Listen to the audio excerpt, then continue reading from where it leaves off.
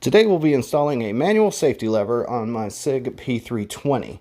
Although it's a striker fired gun, the striker is sitting fully cocked on a sear, making it essentially a single action only gun with no protection for the trigger. There's been some incidences of these going off while holstered, so we are going to remedy that by installing a manual safety lever on it. First thing we need to do is remove the slide, remove the takedown lever, and pull off the FCU. I've ordered the parts kit for the safeties, just like the M17 and M18 have, which are the military versions of the SIG P320. We just need to cut the holes to allow those to work. So we're going to disassemble our FCU, or fire control unit. So the SIG slide does have a safety. I cannot push the firing pin forward unless the safety lever is pushed down. Then the firing pin can move forward and hit the primer and ignite the round. That safety lever physically blocks the firing pin from moving forward. So the only way a gun can go off is if the trigger is pulled in the holster, which I believe it's a very light trigger pull. So we are going to go ahead and put that manual safety in. First thing we need to do is remove the trigger and the trigger bar. The best way to do that is just kind of move the trigger bar up onto the sear housing. That allows the trigger to come out, and then you can just pivot the trigger bar around, and then we'll take off our trigger bar spring. Next, we're going to move on to the slide catch, I believe. I think I took the trigger stop pin out already and forgot to show it on camera. So we're going to go ahead and take the slide catch pin, pivot pin out, and slides right out. Now we can just remove the whole slide catch assembly along with its spring that's conveniently stuck on there. We're going to set that aside. Next we're going to pull out the takedown lever safety bar pin, and now we can move out the takedown lever safety bar. It's a tight fit. We just got to kind of force it across diagonal very gently. That will allow us enough movement to reach in there with a fine tip tool. I just used a pick, and I'm going to compress the spring that holds it in. I'm just going to grab as many coils as I can and kind of push it down until the safety lever comes out. The spring's contained within the sear housing. It can't come out through that little hole in the FCU frame. So just kind of compress that spring, push out on it, and now our takedown lever safety bar can be removed. I'm trying to do a close-up of the spring, but it's not focusing. There it is inside there. Below spring. Let's see. Next we are going for the sear pivot pin. I'm just going to keep a finger over the sear. It does have a couple springs on it. Push that out. Nothing came flying out. It's great. Next we're going to go for the safety lever pivot pin. We're just going to push that out, keeping a finger over the components. Now everything in the sear housing are free. We're just going to dump that over, and that's what we have. Looks like we have our sear with its sear springs, and then we have the safety lever. That's what pushes in the firing pin block and allows that to fire when the trigger is pulled. Next, we just need to remove the sear housing roll pin. That's all that's holding it in. I just realized my 3/32 punch was a little bit bent, so I can't hit this too hard, as we're going to need this later on. So we're just going to kind of tippity tap real slow until the roll pin comes out. I'm using an armorer's block. That's what it's made for. It's got some space to punch pins out, and then there's magnets, and it's hollow in there, so it contains everything that comes flying out, so you don't lose any small parts. So we're just tippity tapping that through. Looks like we've got it out enough to remove the sear housing. So we just kind of tilt it at a 45-degree angle and pull her on out of there, along with our trigger bar disconnect. Just going to pull those out and set it aside, and now we have a stripped FCU frame. Go ahead and punch that roll pin out all the way. It should be pretty easy. It's most of the way out. Give it a tap with a gunsmith hammer, and there it goes. Now it's nicely contained in the armorer's block. I love those things. They're really handy. Alright, now we have a fully stripped fire control unit frame. Now we can do some cutting. What we need to do is we're going to enlarge that hole basically to kind of a kidney-shaped hole that allows the safety detent to ride in there. We have a jig. It's got a front side and a back side. It sandwiches on the part of the FCU frame that we need to cut, and will act as a guide so we know exactly what material we need to remove. It's got 2 bolts that hold it in, and then the sear housing roll pin is going to go back in. So we got 3 points of contact. It'll be really secure. This is not the part we want to mess up. So I'm not going to lie, putting this jig on was the most difficult part of the entire job. On this top bolt, I was able to get 2 fingers on the nut and slide it on. So once I got that threaded, kind of hold everything in place. This bottom bolt was really difficult. The nuts were made of some non-ferrous material, so they weren't magnetic. What I ended up having to do was kind of push the bolt below the hole and then kind of balance the nut over the hole where I felt like it should be. And after I dropped my bolt for the billionth time, kind of just push it through until the thread's contacted and it raised the nut up, and then I could get a finger on it to start spinning it until finally we got some threads started. So we're just gonna kind of thread that on real carefully and spin it down. That took several tries, by the way. Next, we're going to put the sear housing roll pin back in, so we now have 3 points of contact for our jig. So we're just going to tap it in. Really just need it to barely go in on the other side. All right, we are secure. The bolts are tightened. It's time to do some cutting. So we're just going to remove the material until we make that shape in the FCU frame. I've got a tungsten bit in my Dremel. That's that will cut the most material the fastest. So just taking my time, doing a little cut, checking it, trying to stay just off the edges. The tungsten bit will probably cut that jig, so I didn't want to get too close. Just letting the bit do the work. I just want to get the bulk of the material out here, as I've done. Now I can switch bits. I switched to just a regular carbide bit, and now I can get that material off the edges. It doesn't cut nearly as fast, and it doesn't take as much material off, so I can just kind of ride that jig and make the perfect shape. We're definitely going to do some cleaning up after, but so we've got a good cut there, but it's still rough. We need to smooth that out, especially on the wavy areas. That's where the detent's going to ride. So we got all the little shavings off. Now it's time to clean it up.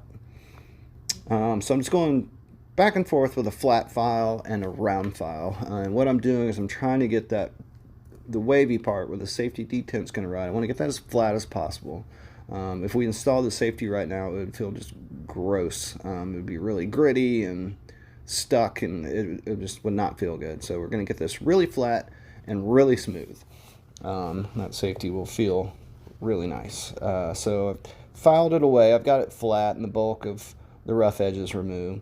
So now I've just cut some sandpaper into strips, and I'm just working my way up in grit, just kind of sanding away. It's a small hole, so I couldn't really get a tool in there to do any kind of power sanding, so I'm going to have to do this by hand. So I'm just going back and forth with strips of sandpaper, periodically installing the safety, and seeing how the detent feels, seeing how it rides in the hole that we made.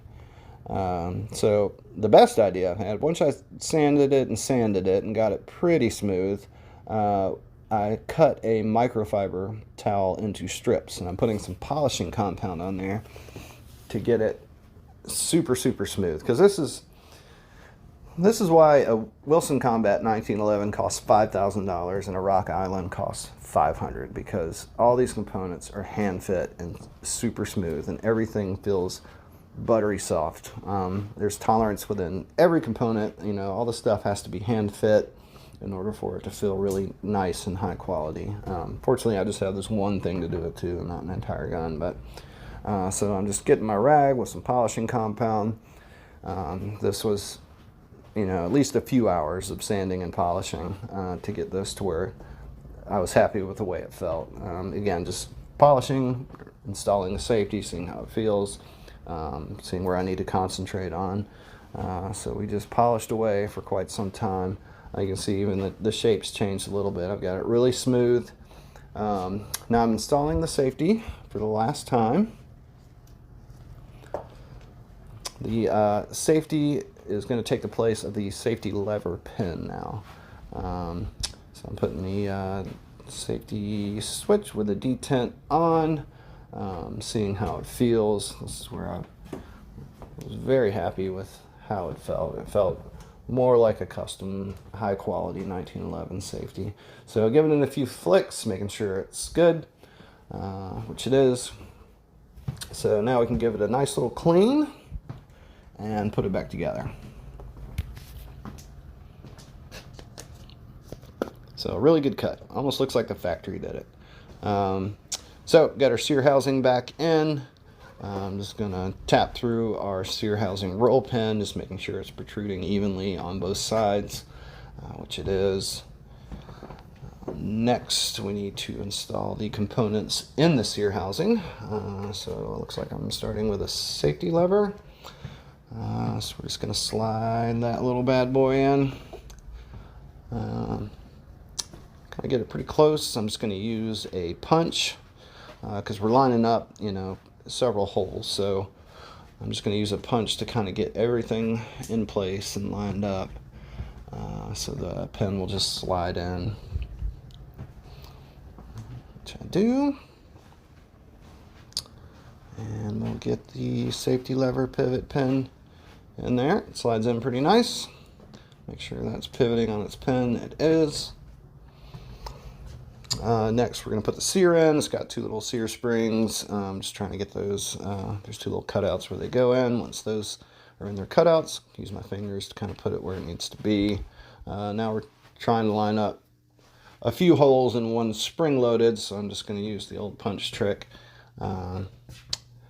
That will hold everything in place, and then I'll keep light pressure on the punch and then push the punch through with the sear pivot pin. Hopefully everything will stay in its place and it'll slide right in. It was almost a huge success, I think. It did go through enough to capture the sear. That was the main thing. After that, it took a little wiggling, but we got it in. So next we're going with the takedown lever safety bar. Kind of put it in just the way we took it out. Got to kind of put it diagonally across, and then use a pick to compress its spring to get it pushed in. We want to be careful. This takedown lever it does not allow the gun to fire unless the takedown lever is seated.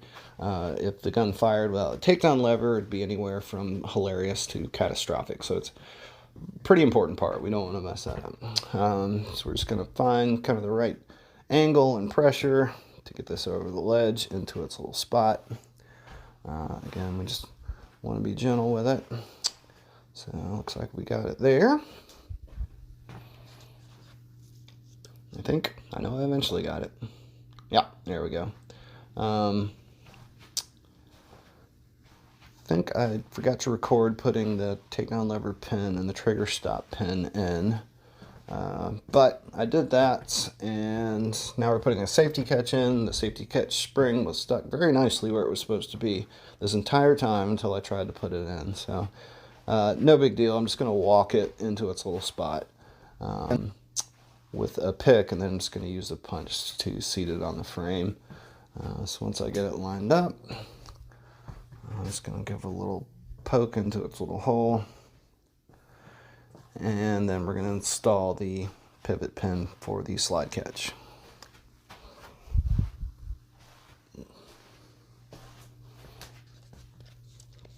This is a pretty easy one, just putting a little pressure on it until the pin slides in. And then we'll make sure that, yep, seems to be working normally. Next, we need to put our trigger and our trigger bar back in. Again, we want to be careful here. on the back end of this trigger bar is the only trigger spring on this gun. Plus it's brand new. I just installed a plus 10% spring, which is a stiffer spring, and it's made all the difference in the world on the trigger. So we don't want to tweak that spring. We just want to get it on the other side of the sear, on the inside of the sear housing, sitting on its components. So we're just going to be gentle. We're not going to force anything.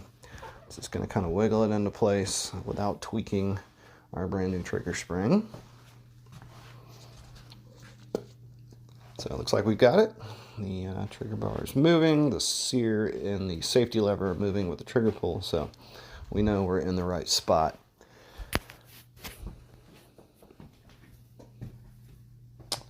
All right, so I went back and installed my safety after making my dodo move. I'm now just testing it. It's physically interfering with the trigger bar, not allowing the trigger to pull when engaged. So it is working good. All right, now we need to cut the grip module to allow the safety switch that was not there before. This was the most satisfying part of the job. The plastic cuts much easier than the metal. And I thoroughly enjoyed this for some reason. It was so satisfying. It was like popping a good zit or something. So we have a jig that we put on, just using the carbide bits.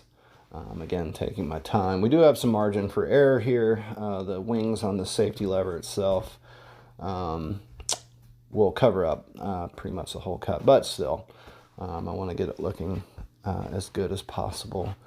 So it's an ambidextrous safety, meaning there's a safety switch on both sides of the gun. So we need to cut 2 holes, one on each side, which I was oddly very excited about. So again, just taking my time, just using a carbide bit on low speed. Plastic tends to melt more than it really cuts, so just taking my time and following the lines. There was a lot. The only problem I really ran into was the plastic would melt under the bit, so periodically I'd have to pull the bit out and then heat it with a lighter and get the plastic off of it. But still, for some reason, this was a lot of fun.